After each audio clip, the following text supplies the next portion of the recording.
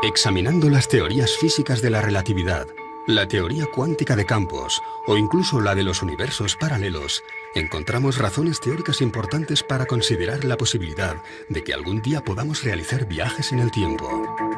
La gran paradoja se encuentra en que si efectivamente desarrollaremos tal tecnología en el futuro, en nuestro presente ya habríamos sido visitados por nosotros mismos una vez puesta en marcha esa supuesta máquina. Para algunos científicos, si nadie proveniente del futuro ha logrado llegar hasta aquí, podría deberse a que nuestra raza, la humana, se agotará, se extinguirá antes de llegar a tal grado de evolución tecnológica. Pero existe otra posibilidad, y es que esos viajes en el espacio-tiempo ya se hayan producido y hayamos sido visitados por nuestros hermanos del futuro. De ser así, ¿cuándo vinieron? ¿Existe una relación entre esos posibles viajes en el tiempo y lo que hoy llamamos extraterrestres? Y lo que es más importante, ¿dejaron alguna evidencia de su viaje por el pasado? Creo que el mundo está más que capacitado para aceptar la posibilidad de que no seamos lo que creemos ser. Precisamente cuando encontramos lo imposible en la ciencia es cuando realmente podemos llegar a avanzar en ella. Es un reto, ¿no? Intentar explicar por qué hay determinados objetos que aparecen donde no deberían de estar. Cuando empiezan a aparecer las mismas piezas en otras partes del mundo, pues yo creo que ya deberían ser objeto de estudio.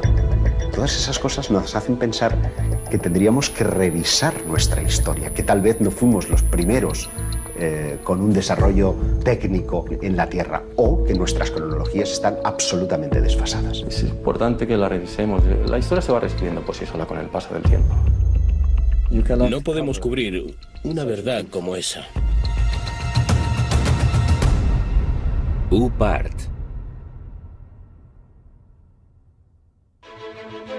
Jeroglíficos del siglo IV a.C. donde se muestra el uso de la electricidad. Mapas que demuestran que el continente americano habría sido descubierto mucho antes de la llegada de los barcos españoles y portugueses. Cuevas que fueron habitadas hace 150.000 años, pero que poseen una compleja red de tuberías. O antiguos alfabetos que situarían el nacimiento de la escritura en la península ibérica. Son algunos de los llamados UPART, objetos fuera del tiempo y el espacio. Objetos que no pertenecen al lugar ni al momento en el que fueron encontrados. Son objetos tecnológicamente hablando que han sido encontrados en lugares pertenecientes a un periodo de la historia donde no deberían de estar, porque no había la tecnología en aquel tiempo como para desarrollar estos objetos. Lo curioso es cuando esos objetos no se resumen a uno, ni a dos, ni a tres, sino que estamos hablando de bastantes que son siendo encontrados. Se alejan un poco de lo que son los límites de los paradigmas históricos aceptados por nosotros, por los ámbitos académicos. Son objetos que aparecen en contextos espaciales o temporales extraños, alejados de los paradigmas históricos conocidos, o que demuestran algún tipo de tecnología más avanzada de lo normal para su tiempo y su espacio. Y constituyen un reto para la ciencia que los discrimina, porque no tiene cómo catalogarlos, pero también para los propios especialistas, porque nos lleva a preguntarnos muchas veces si en un pasado remoto hubo una tecnología más avanzada que la actual, y si eso fue así, ¿quién la puso encima de la Tierra? Por lo tanto, no se entronca directamente con las tesis de los antiguos astronautas, con las tesis extraterrestres. Cuando tú vas a lugares como Tiahuanaco y te plantas delante del monolito Bennett o del monolito Ponce, 7 metros de altura, es algo extraordinario, ¿no? Porque la sensación que te da al contemplar estas figuras es que no estás viendo a alguien del pasado. La sensación que te da es que estás viendo a alguien del futuro. Y eso se representó hace más de 4.000 años.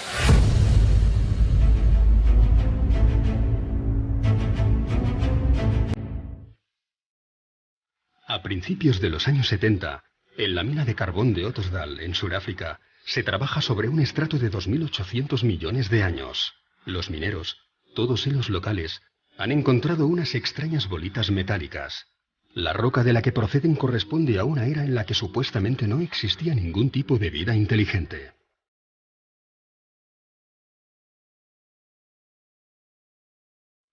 Los orígenes del hombre se remontan a más o menos a los 40.000, 50.000, 100.000 años. Estamos hablando de una cantidad de tiempo lo suficientemente importante como para desestimar cualquier tipo de intervención humana en su proceso de creación. Me parece delirante la cronología, porque es que la cronología que tienen no existía ni el primer continente conocido por nosotros, que es de hace 1.100 millones de años, me parece. Y esto está datado en estratos geológicos anteriores incluso, de 2.800 millones de años. Las esferas son pequeñas, de apenas 2 centímetros de diámetro, y tienen 3 líneas perfectas grabadas sobre su superficie. Están completamente pulidas, algunas de ellas tienen unas líneas paralelas, 3 líneas paralelas, y quizá lo curioso sea que parecen un producto terminado. El problema es quién estaba manufacturando productos hace 3 millones de años. No son naturales. La naturaleza hace formas muy caprichosas, pero aquellos surcos así, para mí esos surcos no son naturales, son hechos por alguien. Michael Cremo y Richard Thompson, tras someterlas a estudio, llegaron a la conclusión de que no podían ser de origen natural. Su exterior está formado por una aleación de acero y níquel imposible de encontrar en la naturaleza. Son líneas extremadamente perfectas y su interior parece estar hueco. En el momento en que hicieron un análisis por rayos X empezaron a encontrar con que el núcleo de las esferas tenía peso negativo o densidad negativa. Así que eso es antimateria. Algunas de las esferas diseccionadas albergaban en su núcleo un material esponjoso desconocido que al entrar en contacto con el oxígeno se desvanecía rápidamente. Pero además tienen una marquita en su ecuador y tienen un agujero. ¿Será que fueron las semillas de vida aquí en el planeta Tierra? ¿Podrían ser las transportadoras de las semillas de vida para nuestro planeta? Se encontraron algunas moléculas orgánicas en su interior. Por tanto, podría ser una explicación de la teoría de la panspermia. Podrían haber sido depositadas aquí hace millones de años, para dar lugar a toda la biodiversidad que conocemos hoy en día. El Instituto Espacial de California, tras varios análisis, declaró: el equilibrio es tan perfecto que excede nuestras actuales tecnologías de medición. Mientras que los estudios de la NASA concluyeron que el único modo de crear un objeto similar, si existiese la tecnología para hacerlo, sería bajo gravedad cero. A pesar de los datos obtenidos, las esferas de Sudáfrica no han sido nunca consideradas como objeto de estudio para la ciencia más clásica y ortodoxa. Para estos estamentos, se trata de un simple capricho de la naturaleza. Curiosamente, de ser así, estaríamos ante el primer caso en que la comunidad científica internacional afirma que la naturaleza ha generado formas perfectas. Todos los grandes descubrimientos de la humanidad parecen tener algún tipo de relación con quienes nos visitan. Sin ir más lejos, parecen intervenir en el descubrimiento de la Hispaniola, en el descubrimiento de América, porque cuando Colón, la noche antes de ese 12 de octubre de 1492, está surcando las aguas, refleja en su libro de bitácora que unas extrañas luces están por encima de las velas de su embarcación. ¿Qué podían ser sino objetos no identificados? Si tú te vas al archivo de Indias, tienes muchas crónicas, especialmente las más interesantes son las de Pedro Cieza de León, que fue el que acompañó a Pizarro durante toda la conquista. Y ahí tienes historias rayanas con lo ufológico, o por lo menos que a día de hoy, en nuestro siglo XXI, seguramente más de uno interpretaría con la aparición de un objeto luminoso en los cielos, ¿no? Por ejemplo, cuando Pedro Cieza de León es el primero que describe en el desierto de Nazca hay unas extrañas líneas que los nativos van allí para venerar, para adorar, pero lo que es curioso es cuando Pedro Cieza de León se sube a una de las lomas donde mejor se ve alguna de las figuras y asegura que los nativos y él empiezan a observar una serie de soles que se mueven en los cielos, es decir, hay algo en el cielo que no es un solo sol, sino que hay más que se están moviendo y que parecen estar jugando alrededor de ese enigma tan maravilloso y tan descomunal como son las líneas de Nazca. Y esto está escrito en las crónicas de Indias, ¿no? Por lo tanto, parto de la idea de que en aquel momento, más que alucinaciones, pues algo deberían de estar viendo. Y ese algo, como decía Cieza de León, eran soles que se movían en el cielo.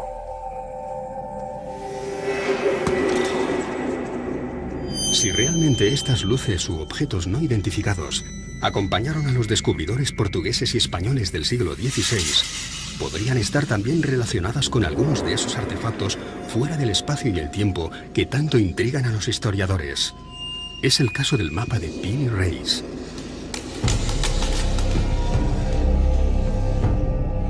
Nueve años después del descubrimiento de América, un corsario llamado Kemal Reis capturó 7 naves junto a las costas españolas. Alguno de los hombres que acompañó a Cristóbal Colón se encontraba entre los prisioneros que fueron interrogados por el pirata. Así que encomendó a su sobrino, el almirante Piri Reis, que confeccionase un mapa del mundo conocido, basándose en el relato de aquellos españoles cautivos. El resultado es un mapa pintado sobre cuero de gacela con todo tipo de detalles, dibujos y anotaciones en las que afirma haber obtenido la información de 24 mapas distintos. Uno de ellos, perteneciente a Cristóbal Colón, alguno de la época tolemaica, e incluso algunos provenientes de lo que él llamó los antiguos reyes del mar. Piri Reis afirma que sus fuentes son muy anteriores, y eso nos estaría dando unos datos que, por supuesto, romperían completamente, ¿no?, con la ortodoxia, ya no sobre los chinos o los polinesios, que sí que ya llegaron por lo menos 500 años antes que Cristóbal Colón, pero datos mucho más antiguos todavía. Pero llama mucho la atención algunos detalles que ya no existían en aquel entonces, o que no se habían descubierto, ¿no?, como es el tema de la Antártida, ¿no?, que hace la Antártida allí, ¿no?, en un mapa confeccionado encima de cuero de gacela, ¿no? O se ven, lo más importante a veces quizás incluso son los dibujos de animales. Allí, por ejemplo, se aprecian llamas encima de los Andes y todavía no se había llegado a aquella zona. ¿Cómo es posible que ya apareciera identificado como tal? Las Islas Malvinas, la desembocadura del río Amazonas o el cauce de algunos ríos del interior del continente africano son algunos de los territorios que no deberían aparecer en un mapa de principios del siglo XVI.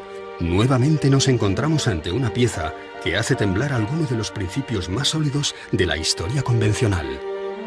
No solo el mapa de Piri Reis, sino muchos otros mapas anteriores muestran las costas americanas y, sin embargo, la ciencia, los historiadores, siguen diciendo que América fue descubierta en 1492. Naturalmente, esos mapas anteriores han sido validados por esos mismos científicos. No es un contrasentido que sigamos diciendo que Colón fue el descubridor de América. En mi opinión, fue el que mejor marketing tuvo. América no es un continente que se haya descubierto en el año 1492. Es un continente que se reencontró en 1492. Pero es que si te remontas en el tiempo, tienes vestigios mucho más antiguos, vestigios de hace 10, 12.000 años, ¿no? Es decir, es que hay arte rupestre donde están representados una serie de elementos que aparentemente o te los han traído de fuera, o si no es imposible que el que pintó estos elementos tuviera un conocimiento previo de lo que se estaba haciendo en otros continentes, ¿no? Entonces a mí me gusta hablar, por ejemplo, de Eratóstenes, que en el año 300 antes de nuestra era, gracias a conocimientos que en aquel entonces ya existían en la desaparecida Biblioteca de Alejandría, pues pudo conocer que la Tierra era completamente redonda. Y sin embargo aquello, como se sabe, lo perdimos con el paso del tiempo. Fue primero Agustín de Hipona el que empezó a decir que la Tierra no podía ser redonda, porque si así fuera la gente que estuviera abajo se caería. Fueron muchos los tesoros arqueológicos que, una vez descubierto o redescubierto el Nuevo Mundo, pasaron desapercibidos para aquellos navegantes portugueses y españoles del siglo XVI. Algunos, como las llamadas piedras de Ica, mantuvieron ocultos sus secretos hasta nuestros días, como si estos Supart tuviesen la extraña manía de dinamitar todas las cronologías de la historia del ser humano, como si estuvieran allí con la clara intención de hacernos dudar.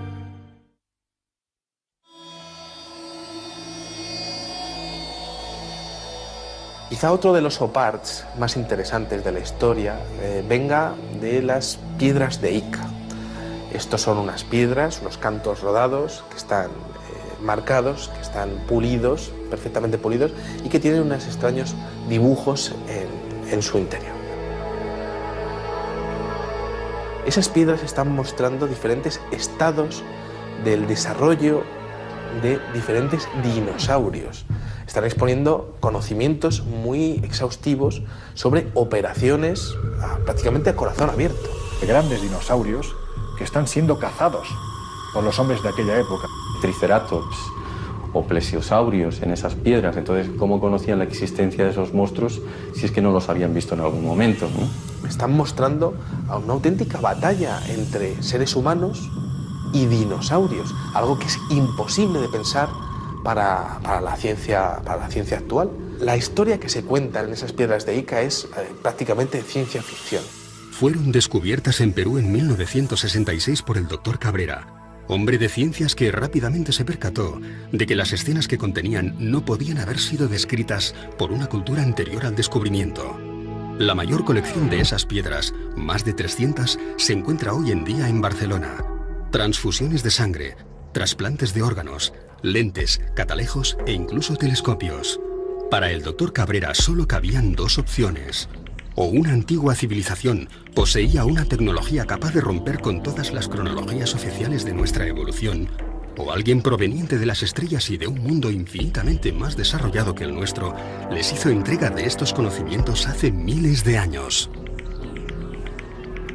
Una de las piedras muestra que de una mujer embarazada, de la sangre de una mujer embarazada, va una especie de sonda y que está comunicada con una persona a la que le están haciendo una extracción de corazón. Cuando se descubrieron esas piedras, no se sabía que la sangre de las embarazadas podría mejorar y evitar el tema del rechazo a órganos nuevos. Eso no se sabía cuando se estaban extrayendo esas piedras. Y en esas piedras, encontradas en estratos que tienen millones y millones de años, aparece perfectamente descrita. Si tenemos que barajar la posibilidad de que hace miles de años alguien hacía trasplantes de órganos, y no solo eso, además el paciente no se le moría, estamos hablando de alguien con una tecnología excesivamente avanzada. ¿Quién puede ser? Sinceramente, a mí, salvo los dioses, no se me ocurre nadie más.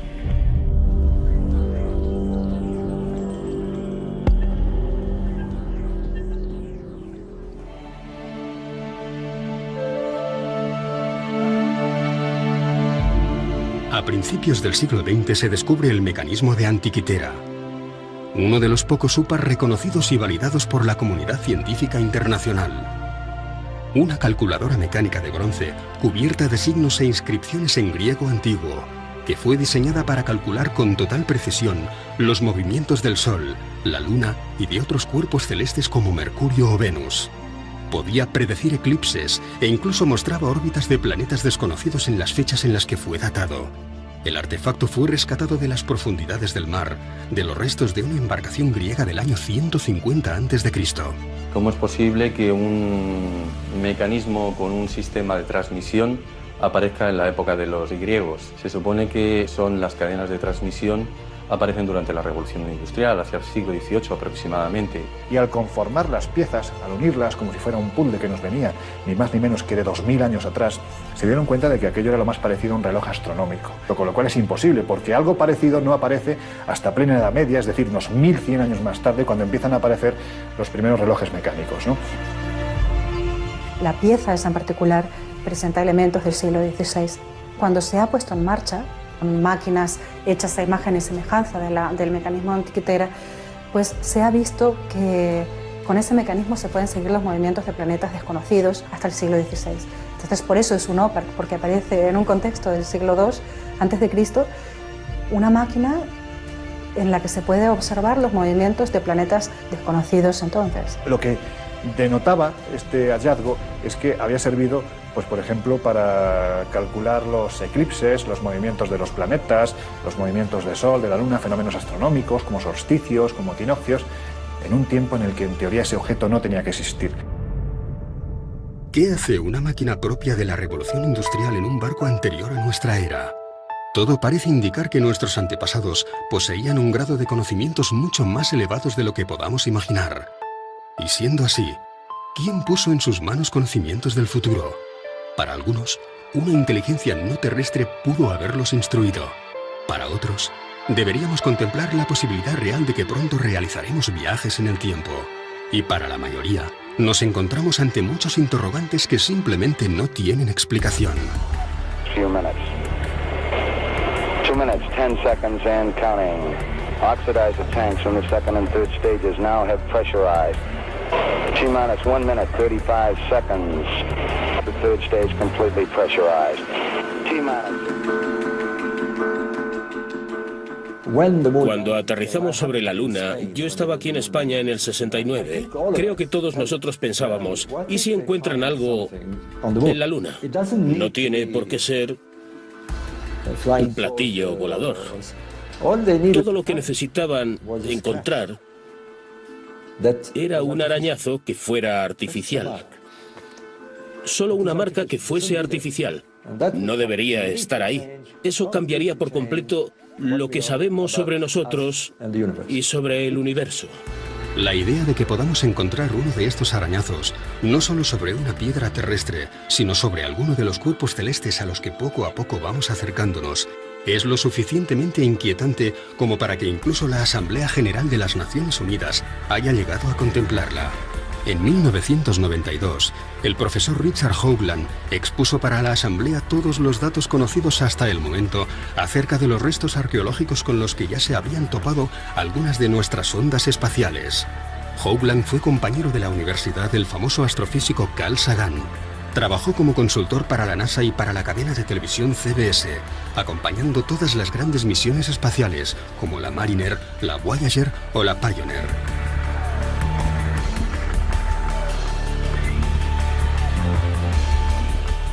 Pero fue la misión Viking la que, tras fotografiar sobre Marte una serie de formaciones rocosas muy similares a un rostro humano y lo que parecía ser las ruinas de una antigua civilización junto a una gigantesca pirámide, lo que llevó a Hoagland a especializarse en esta nueva modalidad de arqueología.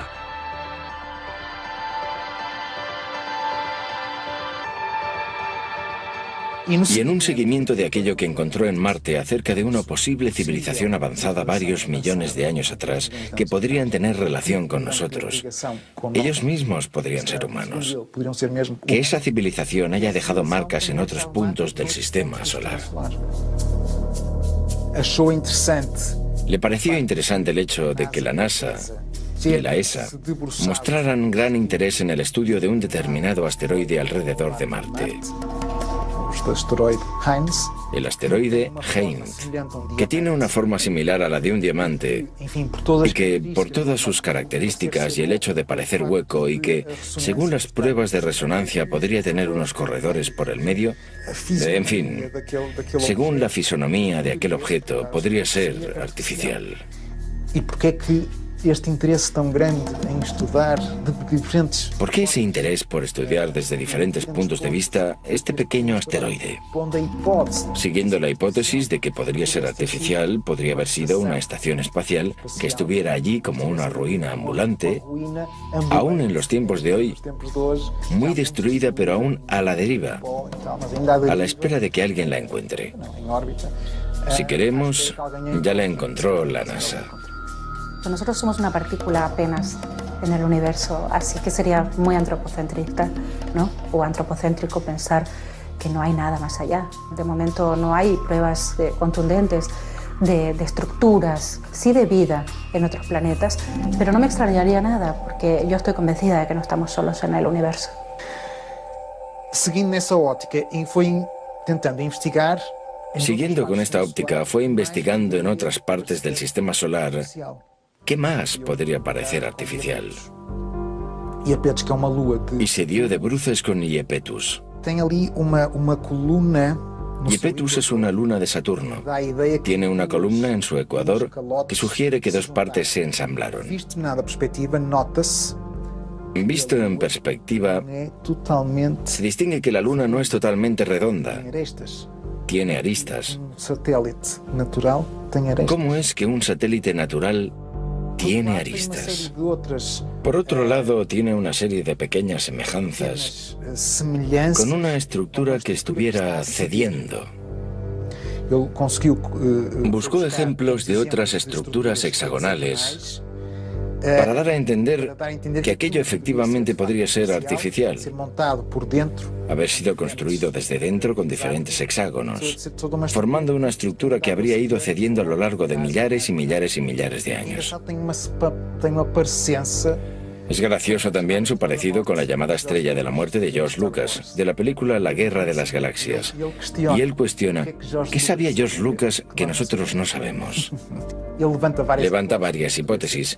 Aquello podría ser una base científica, podría ser un hotel.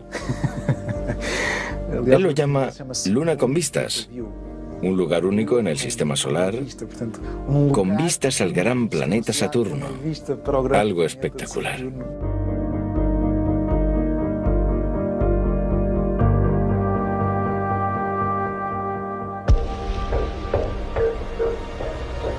¿Dónde viene escrito quiénes somos? O mejor dicho, ¿dónde viene escrito quiénes fuimos? Puede que aún no hayamos encontrado la pieza arqueológica definitiva, pero da la sensación de que, cuanto más excavamos y removemos nuestro pasado, más preguntas desenterramos. Está admitido que el nacimiento de la escritura está en torno al 3500 a.C. en la región de Mesopotamia. Pero, sin embargo, algunos hallazgos inquietantes hacen preguntarnos y cuestionarnos si esa datación es fidedigna, porque, por ejemplo, en Francia como en Portugal hemos encontrado alfabetos que parecen aludir a que el inicio de la escritura habría entrado por la península ibérica. En Albaon, a finales del siglo XIX, por allá por 1895 y hasta 1903, se encontraron en las inmediaciones de Dólmenes algunas piedras zoomorfas y antropomorfas que presentaban unos grabados parecidos a los de los signos iberotartésicos. Con figuras antropomórficas, zoomórficas, montando animales. Pero también, y es lo más importante, un conjunto de inscripciones muy próximas a un alfabeto. Por el contexto en el que fueron encontrados, porque esto sí que fue encontrado en un contexto arqueológico, y parecían tener casi 6.000 años, o sea, las dataron en el 4000 a.C. Esto, pues claro que rompería con el típico paradigma de que la escritura nació en Mesopotamia. Podría haber nacido en la península ibérica. Unos años más tarde, en los años 20, creo que fue en 1924, se encontraron los famosos signos de Glosel cerca de Vichy, en Francia, que también se parecían, curiosamente, a estos signos iberotartésicos y a los signos de Albaon. Y, increíblemente, Glosel dio fechas de hasta 17.000 años. A mí me parece curioso constatar cómo Albaon, al extremo de una línea imaginaria, hasta Glosel, está situado en Francia, pero en los Pirineos, es el punto de partida y de final de una línea que tiene dos relaciones claras. Una con los megalíticos. En toda esa línea vamos a encontrar dólmenes y menires como si fueran mojones que van marcando una ruta específica. Una ruta, y es curioso, que tiene que ver con los objetos volantes no identificados. Un investigador galo, Aimé Michel, constató cómo todos los avistamientos que se producían en un solo día en la década de los 60 parecían estar describiendo líneas rectas sobre los mapas. La más importante de todas ellas tenía su inicio en Vichy, en Francia, donde se descubrió el alfabeto de Glosel, y terminaba en Portugal, en Albaon.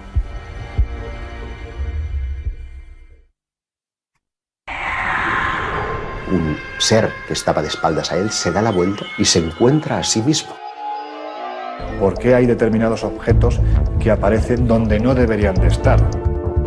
Estamos siendo tutelados por una especie de inteligencia. Secuestran generalmente mujeres jóvenes, tienen un interés fundamental en la genética, en la reproducción. Extraterrestres, los domingos, solo en Historia.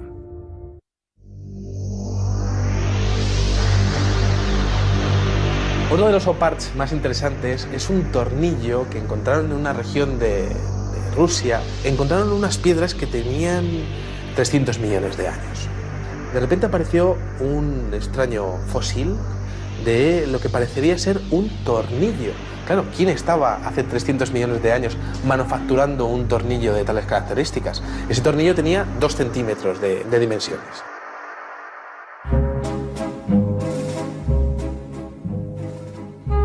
Tres siglos antes del nacimiento de Cristo, el pensador griego Arquitas de Tarento inventa el tornillo. Y por insignificante que pueda parecernos hoy en día, gracias a él nos convertimos en una especie tecnológicamente inigualable. Todo lo que inventamos necesita algún tornillo para mantenerse en pie. Aquella pieza encontrada en Rusia podría haber sido construida hace 300 millones de años. El ser humano no poblaría la Tierra hasta 250 millones de años más tarde. Es simplemente imposible. Ninguno de estos objetos debería estar donde fue encontrado. Viajes en el tiempo civilizaciones perdidas hace millones de años o restos de algún tipo de visita proveniente de otro planeta muy similar al nuestro. ¿Nos encontramos ante un nuevo eslabón perdido o simplemente ante el tornillo que nos falta?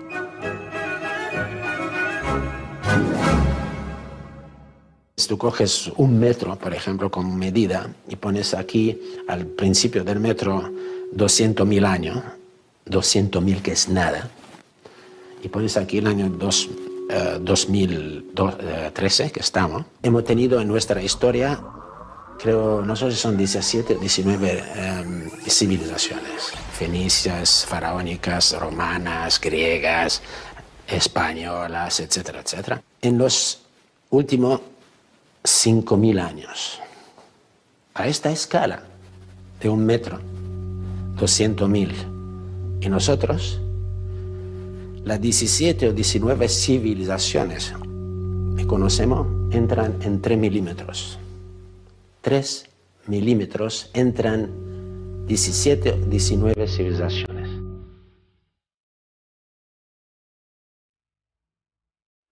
A principios del pasado siglo, se generalizó la creencia de que el ser humano ya había inventado todo lo que se podía inventar.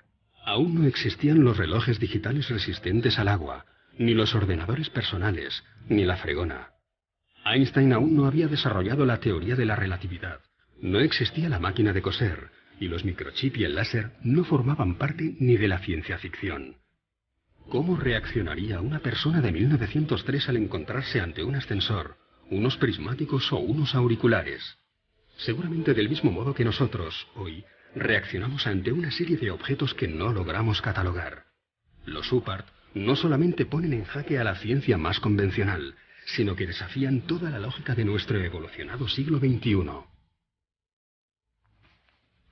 Esto es un teléfono móvil que mi hija que llama eso un dinosaurio, pero en fin, es un teléfono móvil. Si yo cojo este teléfono móvil y lo voy atrás en el tiempo, no mucho, a 70 años, y tengo una mesa de 4 genios, von Braun, Oppenheimer, Fermi, Einstein, y le pongo eso en la mesa. Y lo miran, le digo, ¿qué es? Son genios, cuidado. No sabe. Desde siempre creo que el ser humano ha tenido miedo a lo desconocido, ha tenido temor a los cambios, a la evolución de sus creencias. Por lo tanto, yo creo que no es nada raro que ante la aparición de un OPART sientan este miedo, porque esto podría traspasar los límites de los paradigmas históricos que eran aceptados hasta entonces. Si encontramos un artefacto que pueda probar, ¿quién sabe? Que ha habido visitas extraterrestres. La gran pregunta es ¿cómo y quién se va a hacer cargo de ello? Entonces es incómodo para la ciencia, pero es incómodo también para los especialistas más heterodoxos. ¿Y dónde radica precisamente su esplendor? Pues en que revela un nivel de tecnología impropio para la época en la que fueron encontrados. A la gente no le gustan los cambios. Estos son templos mortuorios, esto es tal y esto es cual. No, no podemos. No podemos porque necesitamos entender qué hacemos en este planeta. Necesitamos saber por qué estamos aquí, de dónde venimos, por qué somos tan diferentes del resto de la naturaleza. Y si eso nos conduce a algo más, si nos conduce a otro tipo de conexiones, ¿por qué no? Podríamos estar conectados con el cosmos.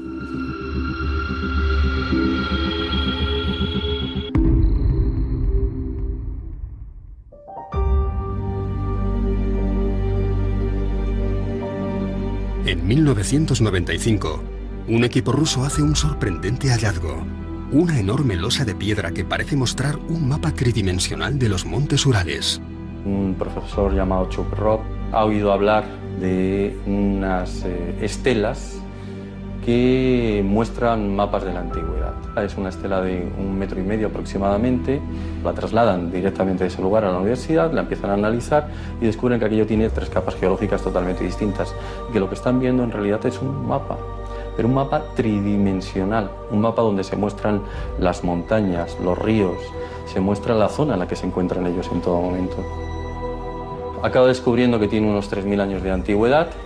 Los norteamericanos, que fueron los siguientes que analizaron el mapa del creador, dijeron que para poder confeccionar ese mapa, los que lo hicieron deberían haberlo visto desde el cielo. No lo sé, esto es como Nazca, ¿no? ¿Realmente se necesita llegar hasta el cielo para realizar una serie de figuras en el suelo? ¿Quién sabe, no? Un UPART es un objeto que se encuentra fuera de lugar o incluso fuera de su tiempo. Por ejemplo, en el siglo XIX los periódicos estaban repletos de casos de cadenas de oro o de monedas u otros objetos, incluso una campana que supuestamente habían encontrado en una mina de carbón. Por lo tanto, tendría millones de años de edad. Se publicó un libro que se llamaba Forbidden Archaeology, donde se recogen casos de UPARTs, no solo de objetos artificiales que muestran algún tipo de inteligencia avanzada, sino también de herramientas prehistóricas encontradas en estratos en la Tierra donde no deberían estar. Este libro es muy interesante porque muestra la posibilidad de que las civilizaciones empezaron muchos años o quizás 1 millón de años antes de la aparición del hombre en la Tierra, según las teorías oficiales. Uno de los casos recogidos en el libro de la arqueología prohibida es el de una pequeña lente de vidrio extraída por los arqueólogos en Egipto.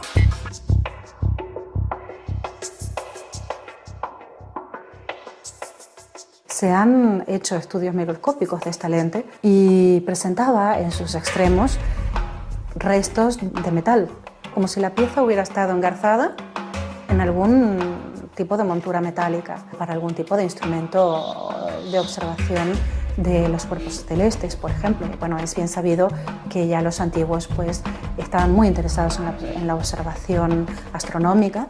Prácticamente casi todos los aspectos de su vida se regían en torno a estos conocimientos. A mí no me extrañaría nada que hubieran creado algún tipo de mecanismo para una mejor observación del cosmos. El problema es que parece ser que para conseguir este material se necesitaba un punto de fusión que en el momento no se podía conseguir.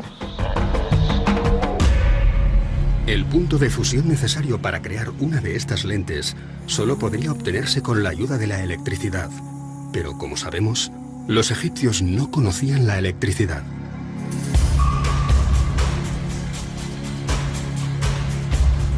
En 1931, Wilhelm König encuentra en unas excavaciones unas extrañas vasijas con unos hierros en su interior. Lo primero que observas es que es una vasija que contiene hierro y cobre. En el año 2000 se empezaron a hacer pruebas y se dieron cuenta de que se trataba de una pila antigua. Esa vasija contiene los elementos indispensables para generar electricidad de poco voltaje. Nos da un voltaje ínfimo, un voltaje muy pequeño. Lo que pasa es que ese tipo de pilas, si las unes en serie, el voltaje ya evidentemente se acentúa, es decir, vamos sumando. Para muchos es considerado la primera pila eléctrica de la historia. Se supone que fue Volta, en el año 1800, el primero que nos mostró una pila moderna, ¿no? Que muestran que los conocimientos de la electricidad ya existían en aquel entonces, ¿no? O joyas como las joyas de Tutankamón y otros faraones, donde se observa galvanización, la mezcla del oro con la plata, y que eso es imposible, salvo que se conozca la electricidad. Llegando a una gran conclusión para todo esto, supongamos que sabemos que hemos sido visitados por extraterrestres. Vale. ¿Se va a caer el cielo sobre nuestras cabezas? No. Intentaremos seguir investigando quiénes fueron. Para mí es algo maravilloso. No estamos solos.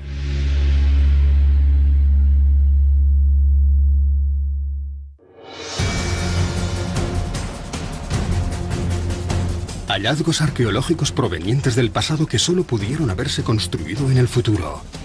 Mapas, escritos, extraños artefactos que nos hablan de piezas imposibles de encajar en los libros de historia. Nos encontramos ante las posibles evidencias de que nuestra tecnología será capaz de viajar en el tiempo. ¿Alguien, antes que nosotros, pudo haber poblado este mismo planeta? ¿O simplemente pasaron por aquí de visita.